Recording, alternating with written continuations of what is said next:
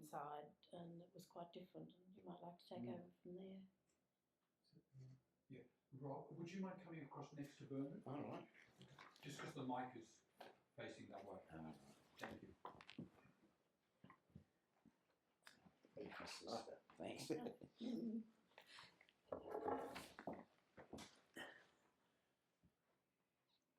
Yeah, well, my earliest recollection, I fancied when I went to meet Barbara that I was just tagging along as an interested observer. I wasn't convinced. I'd read some of the discourses and thought they sort of intellectually satisfied me, but that was far from, as far as I was concerned, the world was full of second comings. But I'll go along, this looks interesting, I'll go and have a look. But the plane landed at Essendon and Barbara appeared in the doorway, and there was just this incredible feeling of recognition. And as Margaret said, just observing the walk fascinated me too, as if he was gliding and people were trotting to keep up. And other than that, on first arrival, there's not much. Barbara went off in the car and nothing then till we got to the house. Yeah. I distinctly remember that we all also had little personal interviews out with Az at one stage, and Barbara asking me what I did for a living. And I said, at that time I worked in a pathology lab, and he just told me how fortunate I was to be working in something that helped other people. Well, I was completely embarrassed by this. I didn't realise my mother had written that I thought I could beat Barbara at marbles. Of course, you only say those things to your parents. You don't expect them to pass it on. So here I am with Barbara sitting opposite and on Noel's bed, and I'm on my bed, and there's a little bench in between, and that's where the marbles were going to be. So I go to play my way, and of course Barbara says, I would like you to play this way. So I try to leave her back to my original plan, but after a while, with his beaming look, you just kind of give in. And so I had a go, and very difficult, but we tried for a while. But I was just taken by the fact that there's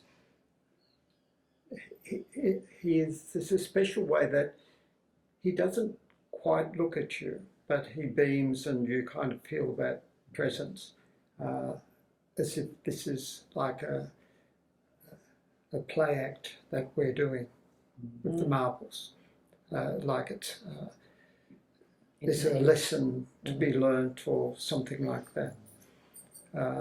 And I did after a while start to feel relaxed, and then it was over.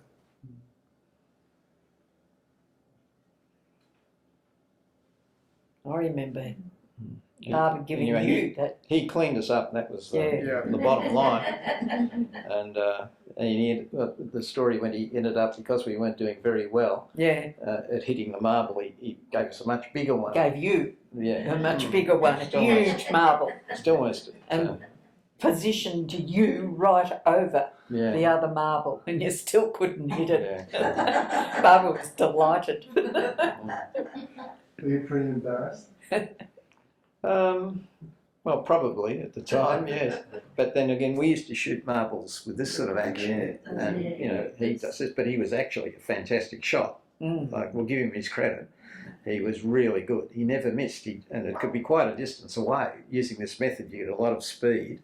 And we used to call it alleys, and yet the thing you had to hit the tor would not be very far away at all. Whereas he could stand, he'd be from here to your foot, and he'd just go bing and hit your big toe. He was really a good shot. But then he probably had a lot of practice in India, I guess. It was pretty big in India. Yeah. No, I remember once you're saying like your impression of Barber was it was like a dynamo. Yeah.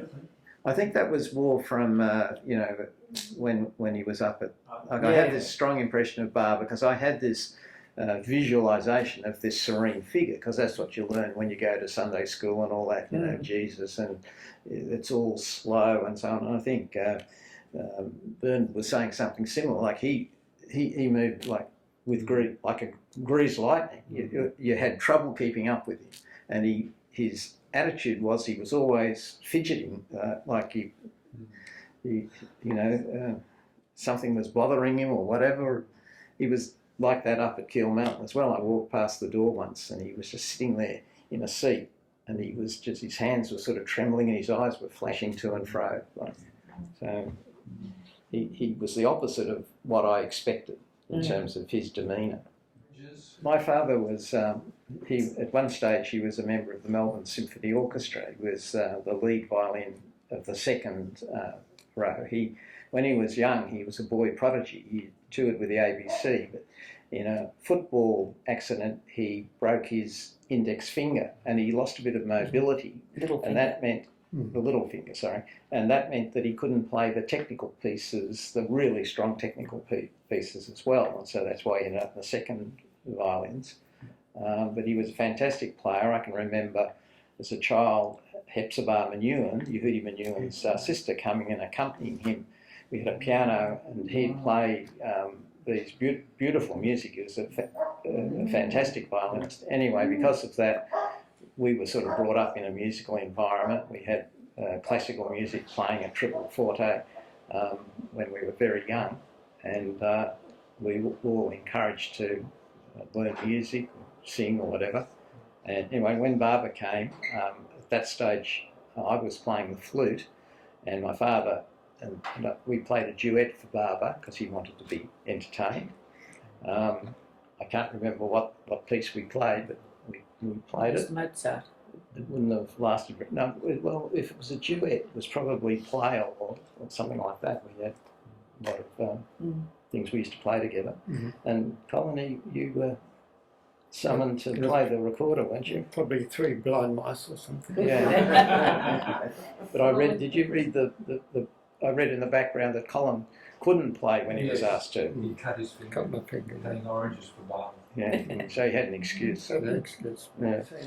I saw him more as a celebrity rather than, but I did, the presence was something that I remember being special. I remember when we were standing in the bedroom near the trains, my father decided to introduce us to Barber, and he was just walking out of the bedroom, and there was Noel, Peter Murray, myself and Colin standing, and Dad introduced each one of us, and each one I think was given an embrace. But when Barber when I was introduced to Barber, he just said to me, through Erich of course, "Do you love me?" And you don't think about a reply or anything, you just reply. And I said, "I don't know, but I think I do." And Barber gave this great beam and then embraced me. You know, that was pretty good in his view. Yeah. But you know, he didn't. I don't think he said anything to the boys. Not that we can remember. I saw nothing strange about a 68-year-old or whatever he was saying that to a 12-year-old. It seemed quite reasonable to me. This is a Yes, we put out like rug or mats out the front. And when before he entered before he entered the door, and he embraced both of us. Yeah, I think Jean was there. 23, nearly 24, at Ringwood. No, it wasn't wet, but just to look good for him to walk into the entrance, and he embraced us all. He hugged us. There were to be no evening meetings in Melbourne. We had instructions to be at Dr. O'Brien's home at 8 o'clock on Sunday morning. It was a crisp, cold winter's day with a pale early morning sun. As I drove the 10 miles from my outer suburban home, my heart was singing. I felt the world around me was singing too. Barbara was here, and soon again I was to experience his wondrous presence. Indeed, only everyone could know there was one in his land who breathed love to all men, regardless of race, colour or creed, one whom we should try to follow to awaken all to the awareness of our true selves. A king of kings had come to our quiet suburb and passed through my home and garden. There was no fanfare or banners flying. It was his wish that it be so, but the living memory of Barbara's visit will never fade. The pink camellias I had decorated the living room with are still alive and glowing as I write this 3.5 weeks after the visit. Yeah, quite clearly. Oh, like that gentleman part of the Sufi group, 2002, I think. She was one week off 94. I'm Jean Woodford, now Warburton. And I was born in 46, so my recollections are in Mumbai, but I really feel at some point we did see Barbara at O'Brien's, but I have no clear memory of that. I remember meetings at O'Brien's house. And I have the feeling we went to the Adams house, but I don't have clear memories of that either. But I feel that I could describe the O'Brien's with a curved footpath and many steps. You know, they seem to be like 15 steps to the front veranda, and a fairly big, very comfortable lounge room in which seemed to be quite a large group of people could be housed comfortably. And the meetings were very pleasant events. And but my mother, I'm starting to feel emotional. My mother taught us Barbara's teaching, not necessarily using Barbara's name, but we were brought up. Isn't that odd? No, it's not odd at all. Yeah. Yeah. So Jean, you met Barbara at Tasmania as well, did you? Yes, yes. But I didn't feel I had any emotional connections then. But you know, Mum's teaching of Barbara's teaching was strong in our household, wasn't it? Yeah. And if there was an example of Barbara's teaching, our mum was it. Yep. Well, she had the morals of a saint. If you ask me who was a perfect person, Mum was it, as far as I was concerned. She was love, just was a piece of love, if you like. Endless love, yes. Endless, yes. Yeah. And for every living thing, every mortal living thing.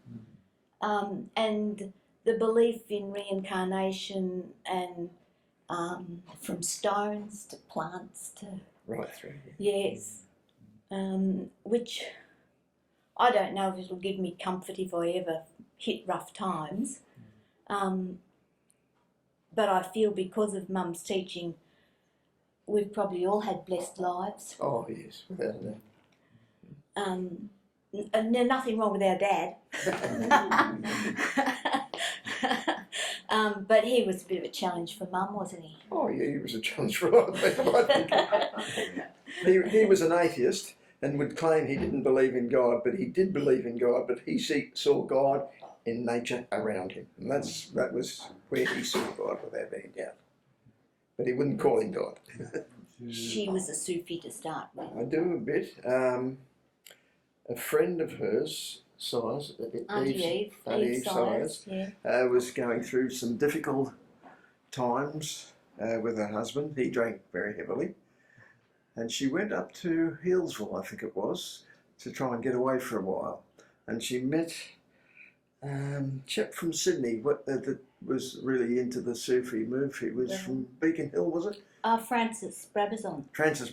No, it wasn't No. Francis. It was the Baron Baron von von Frankenberg. Yeah, right. And they got interested. But as it turned out, when they got really interested in it, Mum continued with Barbara, but Eve couldn't accept Barbara. She had no acceptance of him. But, so that's how they got involved in the Sufi movement and got involved. Healesville sounds Oh, familiar Mary's- to me. Could have been Marysville. Marysville, which is close to Healesville, yes. Eve Sires. SYERS. Probably remember. I remember the name. Eve Sires. And Elsie Smart and Auntie Eve were very Very good good friends. friends, Do you? Yeah, yes, I remember Eve very well. She was very like your mother. A lovely, lovely person. Yeah, they were Yes. great friends. They were involved in the Panch auxiliary, Mm. and that was part of it. But they were very much involved with each other. Yeah, I was very sorry that she Sort of dropped out. Yes. Yeah. That's a I good must question. have been young because Yeah. I didn't go. Were you No. born by then? Oh, I was born by then. I'm sure. Yeah, because it was during my childhood that she got involved in the Sufi movement. So it would have to have been in the early 40s, I'd say, or mid 40s, somewhere there. Although I can remember her saying, you know, you're staying home tonight and I'm going to class, she'd call it. There's an interesting story in that in itself, and because my father was an atheist, and she didn't expect to be able to get the money that she needed to buy the train ticket to get to Avatar's abode. I was working at that time, so I had money coming that could buy my own train ticket. She got the money from my father, and she said, "Can I have this money?" And he just gave it to her. She went to Avatar's abode, and when she was there, Barbara asked how everyone managed to get there, and I don't know who provided the money to it, but he insisted she be paid the money back to my father because he was not a Barbara follower, and he should be paid back and shouldn't have to pay for her to get there. So she did. Quite an interesting story. And he never came to accept Barbara. Oh no. Far from it. In fact, anything in the house that was Barbara's in the bin or burnt. Oh, really? Oh yes. He was quite anti-Barbara. He was concerned that it was something like a cult. Yeah. And Stand back, can't it? and he was not a terribly well educated man, so we all understood that. We understood his concern. Well, I'm Noel Adams. I'm the eldest son of Clarice and Stan Adams, who became quite, I guess, loyal's not the word, but Barbara followers. And I'm sure they both died being Barbara followers. And this is my younger sister, Cynthia. And we're to tell you our memories of Barbara's visit to Ozzie Hall's place in Eltham. And just by way of background, Ozzie Hall was the son of Bernard Hall, who was the director of the Melbourne Art Gallery for some years. And Ozzie was brought up, I'd say, as a bohemian. I don't think he ever worked. He visited France on a scholarship, and he lived in Eltham. And Eltham was an unusual part of Melbourne. Most of Melbourne is flat and has houses with fences, and the neighbours rarely talk to each other, whereas Eltham was very, very hilly, so it was impossible to have the normal house with a fence, and they tended to have larger land and no fences. And Ozzie built his own home. He did it, it took about 15 years, I think, but it's a mud brick home because the mud was very readily available. You just dug a hole in the ground and out came the mud. And they added straw and lime and a few things. And I remember going to Ozzie's home on many occasions because he was friendly with my parents. And they had plenty of parties there with lots of red wine, which was most unusual in those days because at that time people drank sweet sherry. But because Ozzy had been to Paris, he understood that red wine was the thing, so they used to all drink red wine, and we the kids would just play around outside. Anyway, the house ended up being completed, and Ozzy and Betty Hall lived in that house, and it's the house that Barbara visited. Now, my recollection of the visit, I can remember going there, but in terms of what was said, I have very little memory. My feeling about the thing is that we were the children, and this was Ozzy's time with Barbara, so we were a little bit on the outer. Now, things that were said, I didn't. I have, as I said, not a great recollection. This is part of his bohemian nature. He started to run out of money, and my mother said, "Well, Ozzy, why don't you get a job?" And he'd never thought of that. It was a really outrageous comment to make, but he gave it a go, and he came back and he had an interview, and he came back and said to my mother, "You know, Clarice, a lot of those people at work, they work 9 to 5, 5 days a week." He couldn't comprehend that people couldn't just take Wednesday or Thursday off and so on. So he was, but he eventually got a good job teaching art at Mount Scopus College, which is probably the premier Jewish school in Melbourne. Okay, there were still a number of us driving up to Ozzy's place. We all had to park, of course, down the bottom. So a number of us trooped up. There is a story about Ozzy showing Barbara up to his house, and he'd created, a very much easier path, because Ozzy's house was quite difficult to climb up to. And so he stood to one side and let Barbara walk up, and then realised afterwards that he was standing on the easy path he created, and Barbara had to walk up the difficult steps. Anyway, Barbara didn't seem to have any trouble with that. So we all were following behind. We arrived, and Ozzy's wife Betty had some problem. I think it was with losing a child or something, and she was sitting at her seat, which was just inside the door, and she was still in her hospital clothes. But she looked very wan and she looked quite sick. So Barbara immediately stopped and had some words with her, which, because we were all standing behind, I've no idea what was said.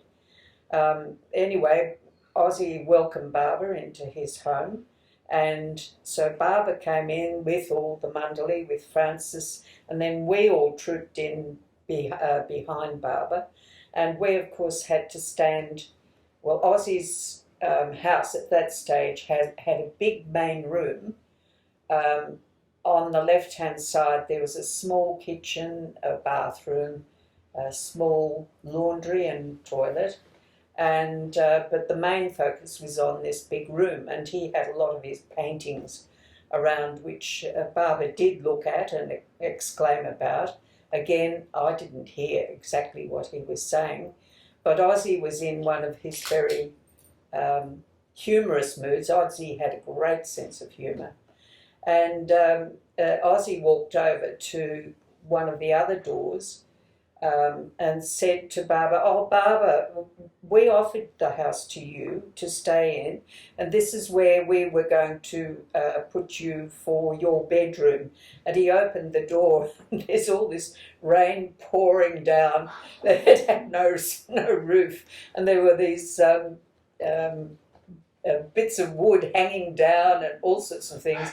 Of course, we all peered around and then all roared laughing, including Barbara, who was very amused by that. And so that was the start, and it set the whole tone, of course, for that visit, which was not a long visit, but it was a very important one for Ozzy and for Betty. Betty wanted to communicate something with Barbara more privately. She didn't want everyone listening in and hearing. So Barbara went and sat next to her on her seat, which was this very nice little seat just inside the door. And they had their discussion, whatever it was, obviously with Eric leaning over and conveying whatever Barbara was saying. And then Ozzy started to show Barbara around the other rooms. Barbara, of course, always wanted to go into every room. I can't remember whether he actually went into every room there at the side, but he certainly took quite a bit of time looking at the paintings and looking at the objects that Ozzy had. Ozzy was not just a painter, he was also a very keen poet. He wrote lots of poetry, frequently, and he also was very interested in anything to do with art. So there were quite a few other objects around which he was showing to Barbara. I don't know which ones.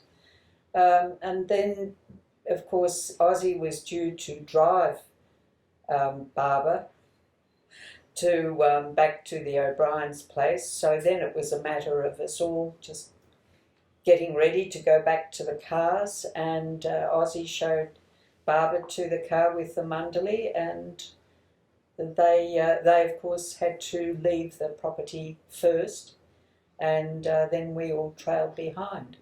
So that's all that I can remember of that visit. But it was the main tone was it was very humorous and very, very intriguing, just looking at all of Ozzy's paintings, and we just had a great laugh about anything. He did have a coat on. He was in his sadra, white sadra. I don't remember what colour jacket he wore. Usually he was wearing pink, but I know he wore blue sometimes, so I just don't remember.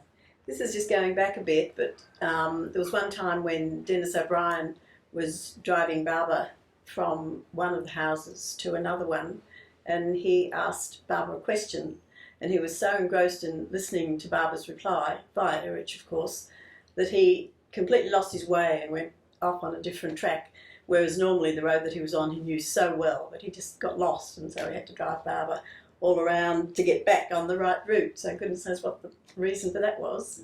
Yeah. At 5 p.m, Mayor Barber called the Sydney people into the L-shaped lounge of the O'Brien home to share his company with them. His company was so wonderful, I felt that I could never have enough of it. When I was not with him, I thought about him and longed for the next time when I would be with him. We had about 10 minutes of his company, and then it was time for us to leave. So I remember being, must have been in the back of the room where Barbara was on the chair, and he invited the adults up at this stage, as I could see it, and Mum went up and embraced his feet and was there for quite some time, and Barbara actually asked her to get up because she was there that long. And later on she recounted that as she was somewhere else while that was going on and didn't realise even where she was, and Barbara told her to get up and move on. The other thing I can remember about that Monday morning was the... Craig, sorry to interrupt you, and your mother? Ethel Woodford. Yeah. And the other thing I can remember about it was the marbles game. I wasn't playing myself, but the other kids were playing marbles, and then Barbara came out, and he was just deadly on the marbles. Yes. Anything he tried to hit, he hit. Yeah. But that's the limitation of my memories of it, quite frankly. Yeah, my recollection of his embrace was that it was extremely warm, almost glowing, and yet in another sense, almost weightless. Strange, maybe contradiction, but... Yeah, our mother, Beth Buchanan, spoke often, I would say, about Barbara's fragrance, beautiful fragrance. I don't recall it. I was just a bit of a dumb kid, and I barely remember Barbara embracing me. I think you remember the fragrance. Yes. Yeah. But interestingly, as I say, Mum had spoken of it often, so I knew that Barbara had this beautiful fragrance. It particularly impressed her. Yeah. And when Cynthia and I were in Margaret in 2015, and we were at the Archive Centre, Jessie was showing us around, and at one time she brought out one of Barbara's pink jackets that he used to wear and unwrapped it for us. And Cynthia and I both picked up Barbara's fragrance. Now, I don't recall Barbara's fragrance, but my mother had spoken frequently of it, and somehow I recognised it. I just knew it was that fragrance of which my mother had spoken. It was beautiful. Very delicate then. It was, I suppose, faded, very faint, but we picked it up as she removed the tissue. Quite. You're very aware of it, and yet in another sense it's quite gentle for.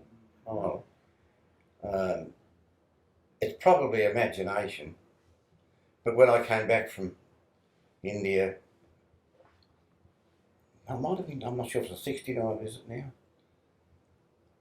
I so missed going to the Samadhi twice a day, morning, after, and evening, that I allotted a place in the bedroom, our wardrobe bench, and sort of took myself back. But lately I've been aware that I can smell that smell again. I even asked my wife, what did you use to wipe the bed down? No. Jesus said to his disciples, "You stick to me, there will be a time when some of you will betray me." It was not a test, it was the work of the divine being. Judas turned against him. It is said Judas betrayed him, but it was a great help.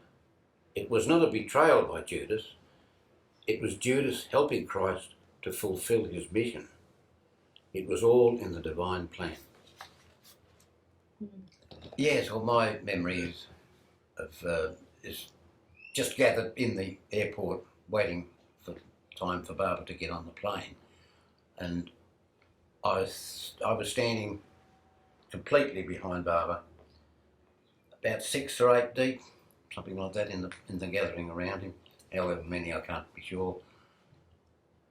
And of course, I had just sort of come to Barbara just when he had no real interest until I laid eyes on him, and it was a pretty whirlwind couple of days, and I was just emotionally torn apart, thinking, I've just found you, here you are now going, and I'll never see you again possibly.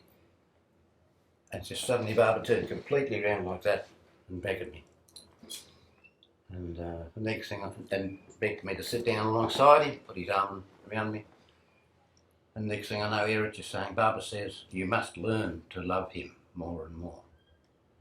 And then, bye-bye. And it was just that something, because I was just feeling I want something else before you go. And it was just that something. Yeah.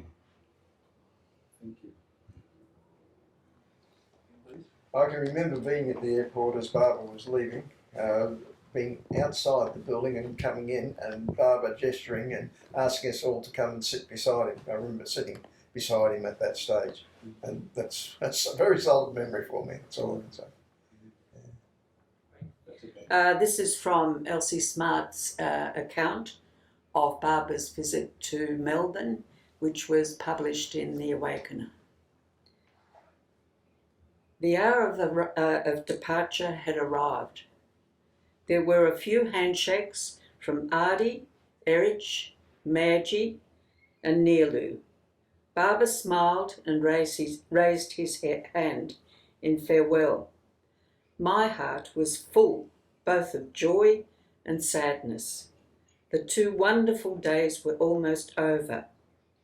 Barbara, the Mundally and the Sydney people climbed into the plane. Barbara had a seat at the window. Soon he was waving to us and smiling. Go on. Yes. The mighty engines were revving, and slowly the plane taxied to the other end of the runway to take off into the wind. We all waited for a last glimpse of the plane again. The biting wind whipped around us.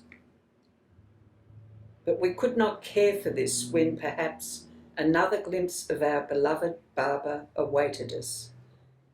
But it was a long time before the plane reappeared, and then it came slowly back right in front of us again, and behold, Baba was waving merrily. Was there a twinkle in his eye, or did I imagine it? There was his loving smile. We were thrilled to be greeting him again. They tested the port engine, gave some part extra grease, then the plane taxied off once again. In the distance, she turned into the wind, rose gracefully into the air, and a small speck fading into the blue-grey sky carried the avatar of the age towards Sydney. We have renewed our workaday lives with the seed of his love in our hearts, and his books and his teachings have a new life and meaning for us. Some of us look forward to again having the wonderful experience of Baba's presence in India in November 1957, which became quite something different.